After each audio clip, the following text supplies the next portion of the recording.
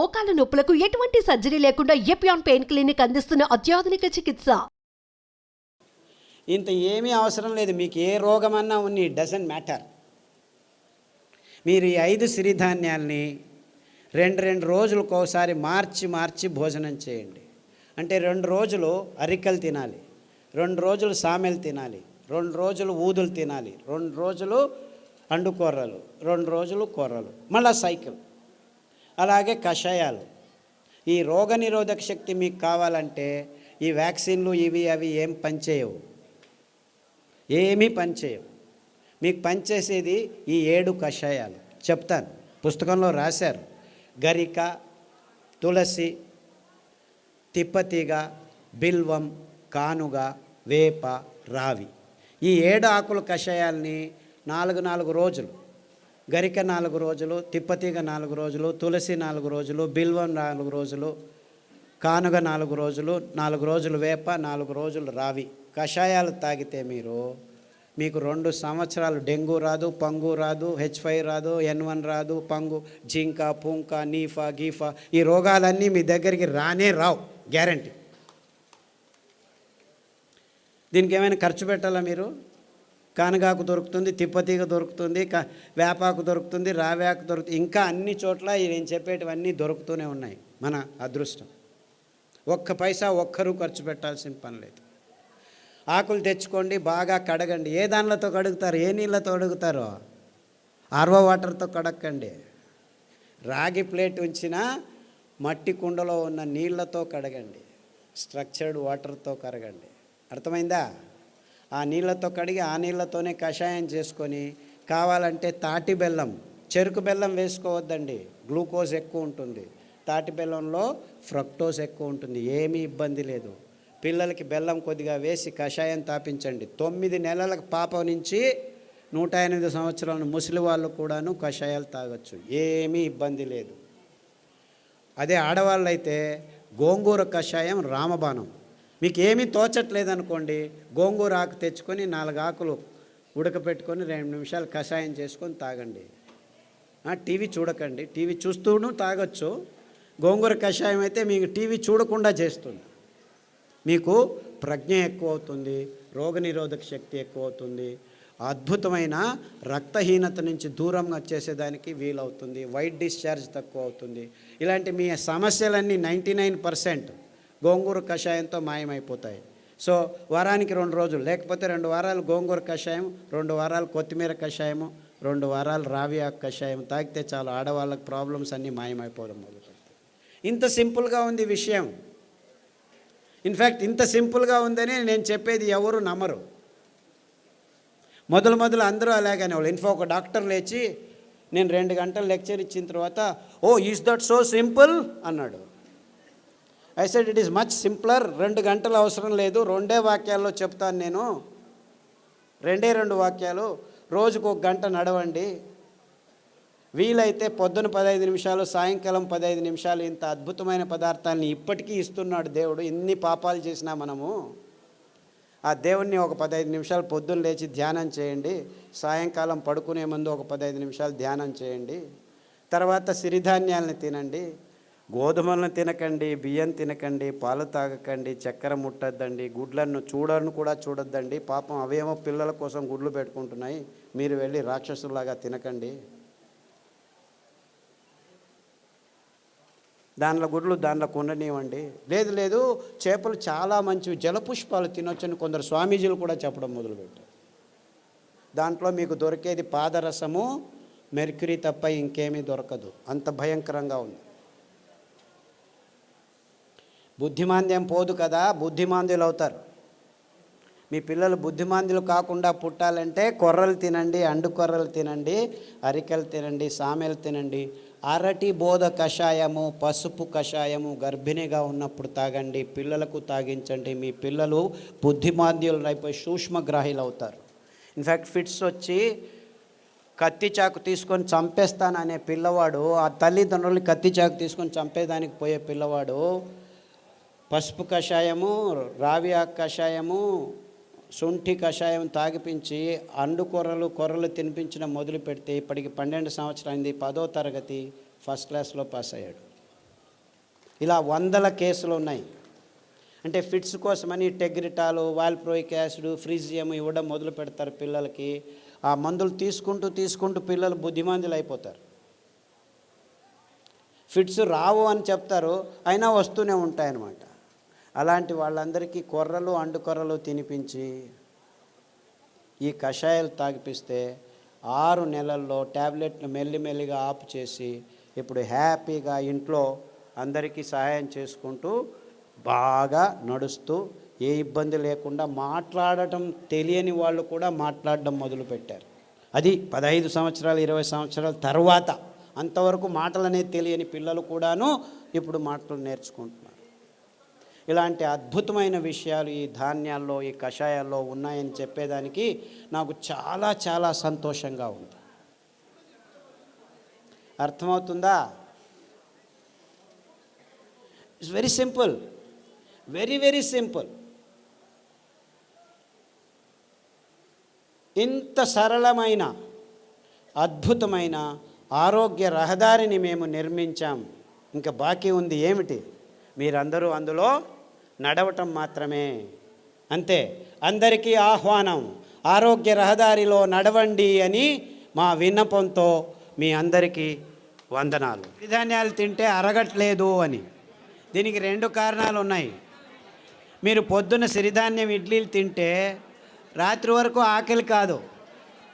మీరు అనుకుంటున్నారు ఈ బియ్యం తిని 2 గంటలకే ఆకలి అవుతుంది కదా, సో అది బాగా అరుగుతుంది అనుకుంటున్నారు. అలా కాదు. ఇది సిరిధాన్యాలు తింటే మీకు ఎంత కావాలో అంత గ్లూకోజ్ అందుతూ ఉండటం వల్ల మీకు ఆకలి కాదు. అంటే అది జీర్ణం కావట్లేదని కాదు మీకు అర్థం. అందరికీ ప్రాబ్లం అది. అంతేకాకుండా మీరు సిరిధాన్యాల్ని బియ్యంలాగే కుక్కర్లో వేసి పుస్ పుస్ అని 4 కూగులు కూగించేస్తే రాదనమాట. అది ఉడకదు. రాత్రి నానబెట్టి పొద్దున ఉడకబెట్టుకోవాలి. కనీసం 3 గంటల నుంచి 6 గంటలు నానబెట్టాలన్నమాట. నానబెట్టి వండితే ఆ ధాన్యం తింటే మీరు హ్యాపీగా ఫీల్ అవుతారు, ఆరోగ్యంగా ఉంటుంది.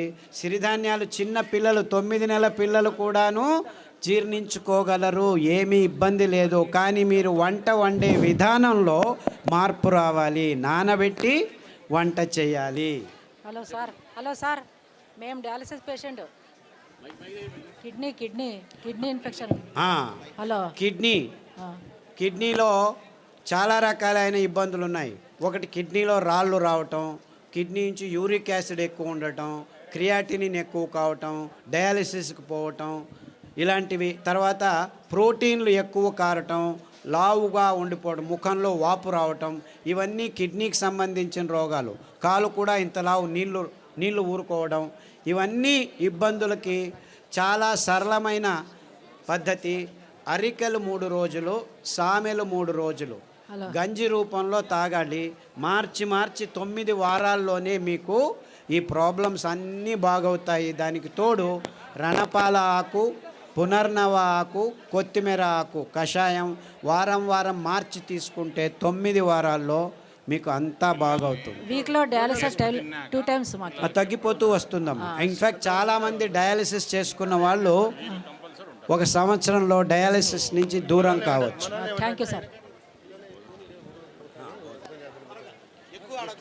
అండుకొర్రలు, బోధకాలు రోగం ఉన్న వాళ్ళు అండుకొర్రలు ఒక 3-4 సంవత్సరాలు తింటే బోధకాలు మెల్లిగా బాగవుతూ వస్తుంది. దానికి తోడు జామ ఆకు కషాయం, రావి ఆకు కషాయం, సాదాపాకు ఆకు కషాయం తాగాలి. బోధకాలు ఉన్న వాళ్ళకి అండుకొర్రలు 3 రోజులు, మిగిలిన ధాన్యాలు 4 ఒక్కొక్క రోజు తినాలి. సార్ నమస్కారం అండి. సార్ ఇక్కడ సార్ ఇటుపక్క సార్ చెప్పండి సార్. నా భార్యకి 4 సంవత్సరాల నుంచి ఒక వ్యాధి ఉన్నదండి. ఆమె ఉదయం పూట్ల సరిగా పండుకోదండి. రాత్రి పూట పడుకున్న తర్వాత మళ్ళీ తెల్లవారుజామున లేదండి. ఆ రాత్రి తెల్లవారుజామున అట్లా 2 రోజుల వరకు అలాగనే నిద్రపోతుందండి. లేస్తే తల తిరిగి వెంటనే మళ్ళీ కింద పడిపోతుందండి. ఈవెన్ పక్కన ఉన్న బాత్రూమ్ దగ్గర నుంచి మంచం దగ్గర రావడానికి కానీ తను నడిచే శక్తి లేక చిన్నపిల్లలాగా దొగ్గాడుకుంటూ వచ్చి మంచం మీద పడుకుంటుందండి. లేస్తే మళ్ళీ ఫుల్గా యాక్టివ్గా ఉంటుందండి. ఇది ఎందుకనేది అర్థం కాలేదండి. దీనికి వెర్రి నువ్వుల నూనె 2 వారాలు, నువ్వుల నూనె 2 వారాలు, ఉదయం లేచిన వెంటనే పడిగడుపున తాగించాలి. దానికి తోడు మారేడు ఆకుల కషాయం, బిల్వపత్రం కషాయం అంటారు. మారేడు బిల్వం రెండు ఒకటే. గరిక కషాయం, పసుపు కషాయం, సాదాపాకు కషాయం వారం వారం మార్చి తాగించండి. అండుకొర్రలు 3 రోజులు, మిగిలిన ధాన్యం ఒక్కొక్క రోజు. ఇలా తినిపిస్తే 6 వారాల్లోనే తేడా కనిపిస్తుంది. 6 weeks all that it takes. 6 నెలల్లో పూర్తిగా బాగవుతుంది. రక్తపు క్యాన్సరు, గర్భకోశం క్యాన్సరు, మెదడు క్యాన్సరు, ఎముకల క్యాన్సరు, ఇలా 14 రకాల క్యాన్సర్లు పుస్తకంలో పట్టీలో రాశారు. దాంట్లో ఉన్న ఆహారం, కషాయాలు వాడితే 6 వారాల్లోనే తేడా రావటం జరుగుతుంది. 6 నెలల్లో చాలా మటుకు మీకు గుణముఖులు అవుతారు. సార్ నాకు ఈ ఒట్టిగో డిజినెస్, తల తిరగడం, మళ్ళీ ఇది ఒకటి ఉంది సార్. ఇది బ్రెయిన్ కొంచెం. సాదాపాకు కషాయము, పసుపు కషాయము, అరటి బోధ కషాయము. తర్వాత ఈ వర్టిగో ఉన్నవాళ్ళు చాలామందికి ఈ తంబాకు అంటే పొగాకు, సిగరెట్లు కానీ ఈ లోపల నోట్లో పెట్టుకోవడం కానీ అలవాటు ఉన్న వాళ్ళకి ఈ వర్టిగో ఎక్కువగా ఉంటుంది. అంటే మీరు దాని నుంచి బయటపడాలంటే చేయాల్సింది కానుగ ఆకు కషాయం, చమురు ఆకు కషాయం, రావి ఆకు కషాయం. ఈ 3 కషాయాలని మార్చి తాగాలి. అరికలు, సామెలు ఎక్కువగా తినాలి. సార్ నమస్కారం sir. Prostate cancer, lung cancer. ఇప్పుడు ఏమైందంటే లంగ్లో క్యాన్సర్ వచ్చింది, రేడియోథెరపీ, కీమోథెరపీ తీసుకుంటారు, అక్కడికి ఆగదు, ప్రోస్టేట్కి వస్తుంది. ప్రోస్టేట్ తీసుకుంటే ఎముకలకు వస్తుంది. అంటే ఇది క్యాన్సరు ఇక్కడుంది, అక్కడుంది అని కాదు. క్యాన్సర్ మొత్తం దేహంలో ఉంది, ఒక్కొక్కసారి ఒక్కొక్క చోట బయటపడుతుంది అని అది అర్థం చేసుకోవాలి. కాబట్టి అన్ని క్యాన్సర్లకు మూలం ఒకటే. అందువల్ల మీరు పారిజాతము, రావి ఆకు, జామాకు కషాయాలు అన్ని క్యాన్సర్లకు బేస్గా ఉండాలి. ఈ 5 ధాన్యాల్ని 2 రోజులు తినడం మొదలు పెట్టండి. 6 వారాల నుంచి 6 నెలల్లో మీకు గుణముఖుడవడం మొదలు పెడతారు. 2 సంవత్సరాల్లో పూర్తి క్యాన్సర్ మీ దేహం నుంచి బయటపడిపోతుంది. ఏమీ ఇబ్బందులు ఉండకుండా జరుగుతుంది. బ్రెయిన్ స్ట్రెంగ్తింగ్ చేసి అదే చెప్పాను కదా, సదాగా సాదాపాకు, పసుపు కషాయాలన్నీ ఈ నర దౌర్బల్యానికి జరిగినదానికి. తర్వాత నువ్వుల నూనె, వెర్రి నువ్వుల నూనె తాగండి. ఐబిఎస్ పుస్తకంలో రాసాము. ఐబిఎస్, క్రాన్స్ డిసీజు, కొల్లైటిస్ ఇవన్నీను లిస్ట్ చేశాము. పుస్తకంలో పట్టీలో ఉంది, గమనించి వాడండి. నమస్కారం సార్. సార్ నమస్కారం సార్.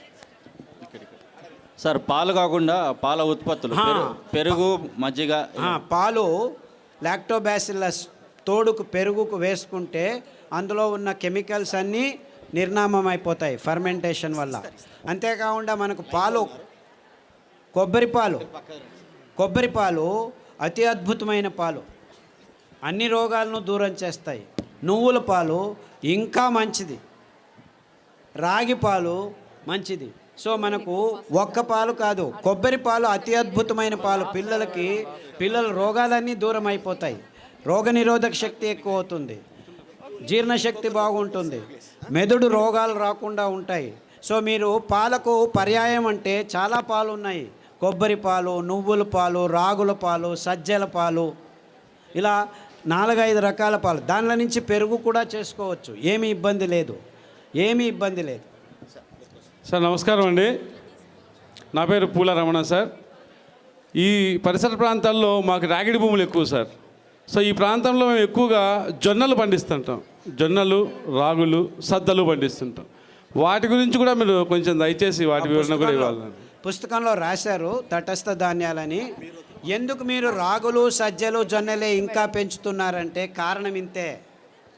ఇది చాలా టెక్నికల్ రీజను, ప్రాక్టికల్ రీజను. రాగులు, సజ్జలు, జొన్నలు నగ్న బీజాలు అంటారు. అంటే దానిల మీద కవచం ఉండదు. అంటే దాన్ని మీరు మిషన్కి తీసుకెళ్ళి డీహస్కింగ్ చేయాల్సిన పని లేదు. అందుకే